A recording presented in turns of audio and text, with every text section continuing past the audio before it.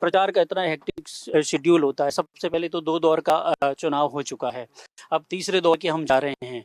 अब की बार 400 पार, कितना आसान, कितना मुश्किल?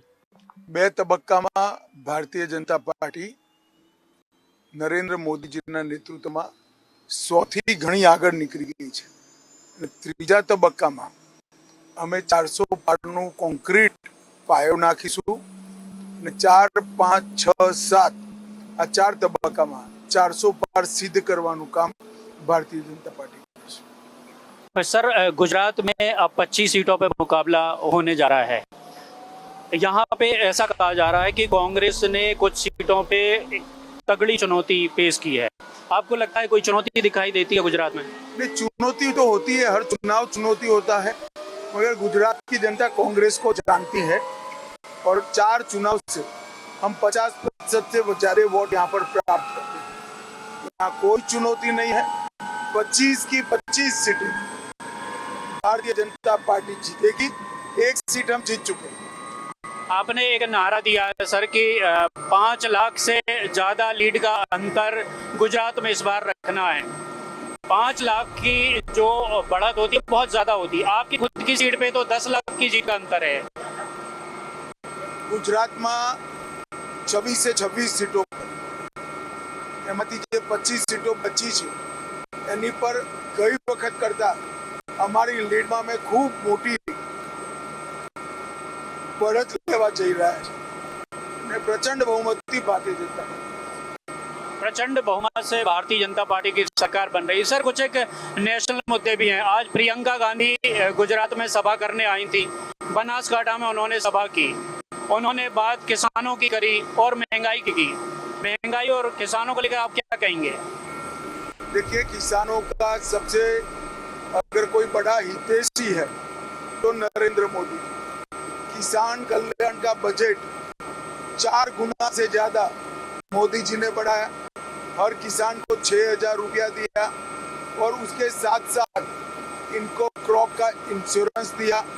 कोऑपरेटिव सेक्टर को मजबूत कर कर, पशुपालन के क्षेत्र को मजबूत कर कर, मत्स्य संपदा के क्षेत्र को मजबूत कर कर किसान समृद्धि की एक नई नींव डालने का काम नरेंद्र मोदी।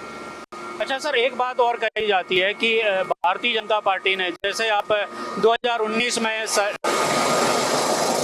सरकार में आए, 2019 में आप सरकार में आए तो 5 अगस्त 2019 को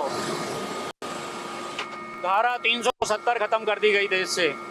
पोर्ट हो, रेलवे स्टेशन हो और तमाम ऐसे जो सार्वजनिक जगह हैं जिनका काया पलट हो रहा है, वंदे भारत ट्रेन हो या कुछ भी हो। इसके बाद भी बीजेपी का एक विज्ञापन चलता है जिसमें ये कहा जाता है कि ये तो सिर्फ ट्रेलर है। तो सर, यदि ये सब कुछ ट्रेलर है तो फिल्म कैसी है? वो आप 4 जून के बाद देख लेना। 4 जून के बाद बहुत सारी चीजें देखना। सर, एक बात और है कि दक्षिण भारत में जो चुनाव अभी तक हुआ है उसमें आप कितनी सीटों का अनुमान लगा रहे हैं? दक्षिण के 5 राज्यों में भारतीय जनता पार्टी अपना अकाउंट भी ओपन करेगी और सभी राष्ट्रीय राजनीतिक दलों में कांग्रेस समेत सबसे ज्यादा सीटें भारतीय जनता पार्टी। सर, राहुल गांधी वायनाड से तो चुनाव लड़ रहे हैं, इस बार वहां पे भी तगड़ी चुनौती है उनके सामने। बात की जा रही थी कि वो अमेठी से चुनाव लड़ेंगे, लेकिन उन्होंने वो सीट भी छोड़ दी है और 2019 से लेके अभी तक 3 सीटों पे वो चुनाव लड़ रहे हैं। इसको आप किस तरीके से देखते हैं? देखिए, उनमें आत्मविश्वास नहीं है, हर जगह से हारने का भय उसको खाए जा रहा है। मैं नहीं मानता रायबरेली से भी राहुल गांधी चुन कर आए। सर, 10 साल का काम और 500 साल बाद भगवान श्री राम। जनता, आप जहाँ पे भी जाते हैं नारे लगते हैं जय श्री राम के, साथ ही आपके काम की तारीफ होती है। पब्लिक का ये जो स्नेह होता है, इसको कैसे देखते हैं? देखिए, पूरे देश की जनता पूर्व, पश्चिम, उत्तर, दक्षिण और विशेषकर गुजरात में भारतीय जनता पार्टी के साथ है और मोदी जी के लिए बढ़ चढ़कर मतदान करने के लिए तैयार। गुजरात में सर अभी गर्मी का मौसम चल रहा है, ऐसा कहा जा रहा है कि 43 डिग्री तक टेम्परेचर होगा जिस दिन मतदान है। तो मतदाताओं को तो उत्साह है इस बार भी गुजरात में, जो हमने फील्ड में अभी तक देखा है। तो उनके लिए क्या संदेश आपका होगा? देखिए, मेरा मतदाता से विनती है कि आप सवेरे सवेरे जल्दी वोट कर देना चाहिए, विशेषकर महिलाओं ने और बुजुर्गों ने। बड़े सवेरे 10 बजे के पहले मतदान समाप्त कर देना चाहिए। चुनाव आयोग ने 1 घंटे में हर बूथ पर 180 वोट डाले, इस प्रकार की मशीनरी तैनात की, तो 600 वोट करीब करीब 3 घंटे में हो सकते हैं। तो बड़े सवेरे अगर वोटिंग करते हैं तो गर्मी से बचने का बहुत अच्छा उपाय होगा। मैं सभी को विनती करना चाहता हूं कि भारी संख्या में मतदान करें, सवेरे सवेरे मतदान। जी सर, एक बात और है, विपक्ष के जो भाषण हो रहे हैं उनमें हर बार ये बात कही जा रही है कि भारतीय जनता पार्टी यदि तीसरी बार सरकार में आएगी तो संविधान बदल देगी। हमारे पास पूर्ण बहुमत 10 साल से है। हमने पूर्ण बहुमत का उपयोग आरक्षण समाप्त करने में नहीं किया। पूर्ण बहुमत का उपयोग 370 हटाने में किया, ट्रिपल तलाक हटाने में किया, राम जन्मभूमि बनाने में किया, सीए लाने में किया, और हमने यूसीसी लाने में किया। वे झूठ बोल रहे हैं, उनके पास कोई मुद्दे नहीं है, तो झूठ के सहारे चुनाव लड़ना। सर, जो कांग्रेस का संकल्प घोषणा पत्र आया है और उसके मुकाबले भारतीय जनता पार्टी का संकल्प पत्र है, यहाँ मोदी की गारंटी है जिसको फलीभूत होते हुए लोगों ने देखा है, और उस तरफ से गारंटी दी जा रही है कि हम बेरोजगारों को 2000 देंगे, महिलाओं को 1 लाख रुपए देंगे। वहाँ की फ्री की रेवड़ियों का कल्चर चल रहा है।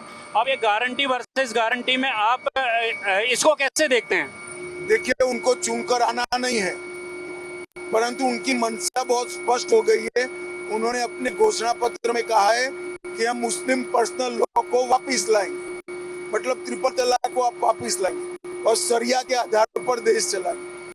कॉन्ट्रैक्ट जो दिए जाते हैं उसमें एसटी, एससी, ओबीसी की जगह माइनॉरिटी को प्रायोरिटी देंगे। तो अब कॉन्ट्रैक्ट्स कौन फर्स्ट लोएस्ट है, किसका काम अच्छा है, इसकी जगह कौन माइनॉरिटी का है, इसके अगर आधार पर देना चाहिए।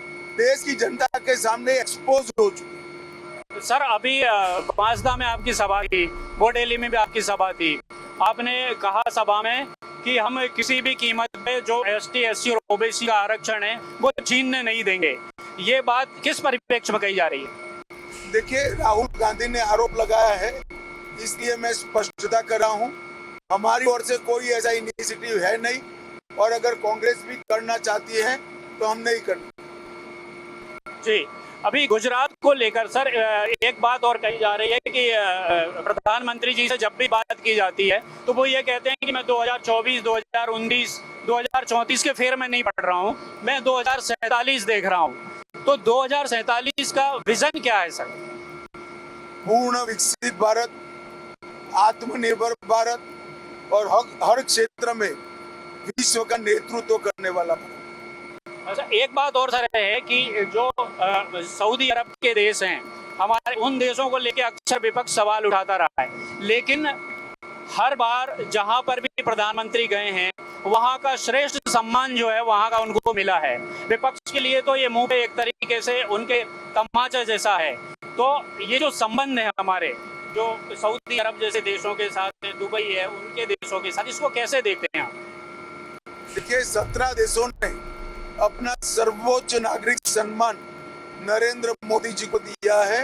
ये हम सब के लिए, हर भारतीय के लिए गौरव का विषय है।